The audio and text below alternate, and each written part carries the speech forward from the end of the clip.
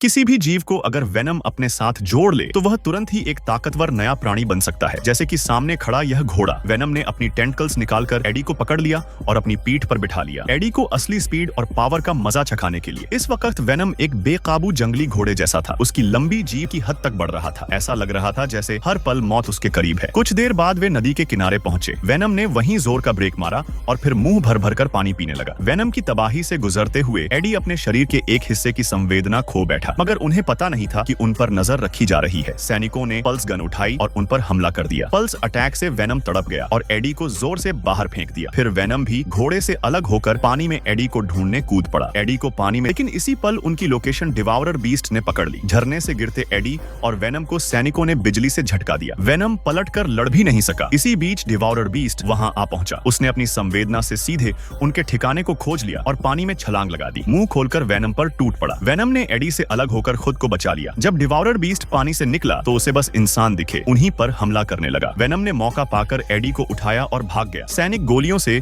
डिवाउरर beast पर हमला करते रहे। गोली की पीड़ा से वह और गुस्से में आ गया और दो सैनिकों को पंजों में पकड़कर मार डाला, लेकिन एडी और वेनम का पता खो गया। डिवाउरर बीस्ट बिना रुके वहां से चला गया। एडी ने वेनम पर गुस्सा निकाला। उसने कहा कि उसकी वजह से पुलिस, स्पेशल फोर्स और अब एलियन मॉन्स्टर सब पीछे पड़े हैं। उसे लगा कि वेनम से मिलने के बाद से वह रोज भाग ही रहा है। इसी बीच 51 एरिया की लैब में एक आदमी को कैद कर रखा था। डॉक्टर ने एडी को पकड़ने में असफल रहने का कारण उस आदमी को बताया। अचानक हरी लिक्विड की एक परत उस आदमी को ढक लेती है। वह टॉक्सिन था। टॉक्सिन ने डॉक्टर को अपने रेस की असली कहानी बताई। वे धरती पर किसी को नुकसान पहुंचाने नहीं आए, बल्कि अपने क्रिएटर से बचकर भागे थे। लेकिन अब सीक्रेट चेंबर सामने आ चुका है। जल्द ही और डिवाउरर बीस्ट धरती पर आ जाएंगे। अगर वह चेंबर उनके हाथ लग गया तो सबकी मौत तय है। इंसानों को बचना है तो चेंबर नष्ट करना ही होगा। अगर एडी या वेनम में से कोई मर गया तो चेंबर भी खत्म हो जाएगा। यही उनकी आखिरी उम्मीद थी। यह सब बातें जनरल ने भी सुन ली। उसने एडी को तुरंत मौत की सजा सुना दी, क्योंकि उसके मरने से ही समस्या खत्म होगी। इसी दौरान एडी जंगल में एक परिवार से मिला जो 51 एरिया में एलियन की तलाश में कैंप कर रहे थे। एडी जल्दी ही उनसे घुल मिल गया। उन्होंने उसे लिफ्ट देकर लास वेगस तक पहुंचा दिया। विदा होते समय मार्टिन ने एडी को पैसे और एक जोड़ी जूते दिए, लेकिन कैमरों ने उसे तुरंत पहचान लिया। एडी अब कैसीनो पहुंचा। सिक्योरिटी गार्ड्स ने उसके गंदे कपड़ों की वजह से उसे बाहर निकाल दिया। एडी ने वेनम से मदद मांगी। वेनम ने एक नशे में धुत आदमी को देखा। एडी ने उसे बेहोश करने की कोशिश की, लेकिन वह तो उसी पर पेशाब कर बैठा। वेनम ने गुस्से में उसे जोर से उछाल दिया। फिर एडी सूट पहनकर कसिनो में घुसा। वेनम ने जुआ खेला, लेकिन थोड़ी देर में सारा पैसा हार गया। तभी उनकी मुलाकात मिसेस चेन से हुई, जो अब करोड़पति बन चुकी थी। उसने एडी और वेनम को अपने अपार्टमेंट बुलाया और नाचने का न्योता दिया। वेनम खुशी से नाचने लगा, लेकिन डिवाउरर बीस्ट ने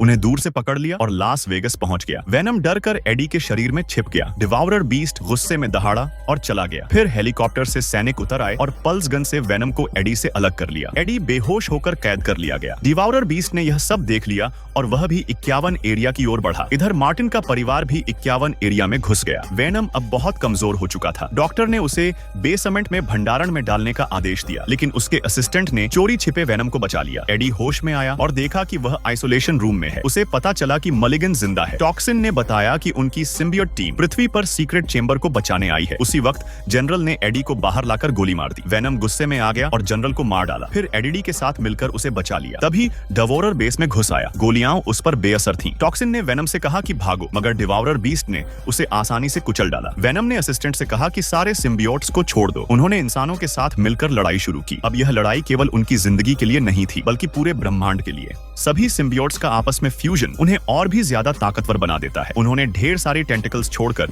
डिवाउरर को वहीं जमीन पर जकड़ लिया, लेकिन डिवाउरर की त्वचा बेहद सख्त और उसकी जीवन शक्ति जबरदस्त थी। वो असल में सिम्बियोट्स का असली दुश्मन था। उसने अपनी पूंछ झटका और पल भर में गोस्ट को गंभीर रूप से घायल कर दिया। भले ही सभी सिम्बियोट्स मिलकर हमला कर रहे थे, लेकिन डिवाउरर ने जबरदस्ती गोस्ट को मुंह में दबोच लिया और चीर फाड़कर टुकड़े टुकड़े कर दिया। गोस्ट के बलिदान के बाद विप्लैश ने खुद को असिस्टेंट पर अटैच कर लिया। वो खुद भी एक बेहद ताकतवर सिम्बियोट था। उसने एडी और वेनम को जल्दी भागने के लिए कहा और तुरंत ही अपने खास हथियार निकालकर युद्ध में कूद पड़ा। भले ही सभी सिम्बियोट्स जान लगाकर लड़ रहे थे, लेकिन वो डिवाउरर को केवल अस्थायी रूप से रोक पा रहे थे। एडी ने मौका देखकर भागने की कोशिश की। वेनम ने निकलकर उसकी स्पीड बढ़ा दी और रास्ते में उसके लिए जूते भी उठा लाए। फिर वेनम ने बाकी सिम्बियोट्स को इकट्ठा किया। सभी ने मिलकर ताकतवर फ्यूजन किया और बेस की दीवार तोड़कर भाग निकले। पीछे टू हेडेड सिम्बियोट ने अपनी जान लगाकर डिवाउरर को रोक रखा था, लेकिन वो ज्यादा देर तक टिक नहीं सका। डॉक्टर ने देखा कि जमीन जमीन पर एक और सिम्बियोट पड़ा हुआ है जिसे बाहर नहीं निकाला गया था। उसने तुरंत उसे उठा लिया और अपने साथ ले। डिवाउरर ने टू हेडेड सिम्बियोट की डिफेंस तोड़ डाली। जनरल ने खतरा देखकर तुरंत सभी को पीछे हटने का आदेश दिया। सब लोग वेनम द्वारा तोड़े गए रास्ते से बाहर भागने लगे। डिवाउरर भी उनका पीछा करते हुए बाहर निकल आया और अब एक असली लड़ाई शुरू होने वाली थी। इस मोड़ पर सिम्बियोट्स का एक ही दुश्मन था, डिवॉरर। लेकिन भले ही सभी ने मिलकर एक साथ हमला किया, उसकी ताकत के सामने कोई टिक नहीं पाया। थोड़ी सी गलती और जिंदगी छिन जाती, वो भी टुकड़े टुकड़े होकर। और डिवॉरर के पास एक और खतरनाक ताकत थी, वो किसी भी फिजिकल अटैक से पूरी तरह इम्यून था। उधर सिम्बियोट हेवी वेपन्स मिलकर भी कुछ नहीं कर पा रहे थे। हाँ, कम से कम उन्होंने डिवॉरर को थोड़ा रोक लिया, जिससे हालात कुछ और बाकी सिम्बायोट्स की तरफ दाग दिया। भारी धमाका हुआ जिसने चारों तरफ तबाही मचा दी। इस ब्लास्ट में डिवॉरर भी मरा हुआ दिखाई दिया। टॉवर गिरने लगा, मार्टिन का परिवार नीचे गिरा, लेकिन हाइब्रिड सिम्बायोट ने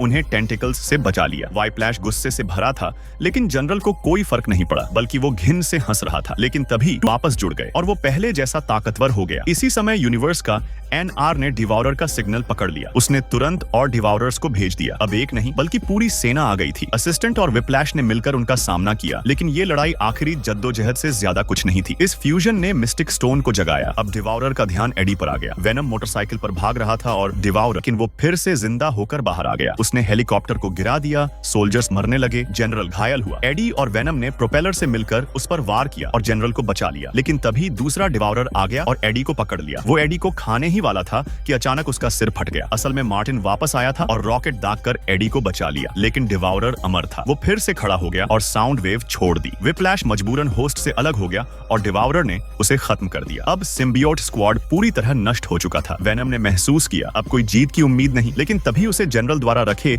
एसिड चेंबर का ख्याल आया। जनरल ने बटन दबाकर एसिड छोड़ा। वेनम दर्द में चिल्लाया, लेकिन हार नहीं मानी। उसने दोनों एसिड पाइप तोड़ दी ताकि एसिड और तेजी से बाहर निकले। जनरल ने आखिरी में खुद को ग्रेनेड से ब्लास्ट कर दिया। बेस तबाह हो गया, लेकिन एक्सप्लोजन से पहले डॉक्टर ने अपने पास छिपा हुआ सिम्बियोट बाहर निकाला। उसका नाम था स्पीडस। एक्सप्लोजन शांत हुआ, एडी बच गया और हमें वेनम के वो आखिरी शब्द याद रह गए, ये बस अस्थायी जुदाई है।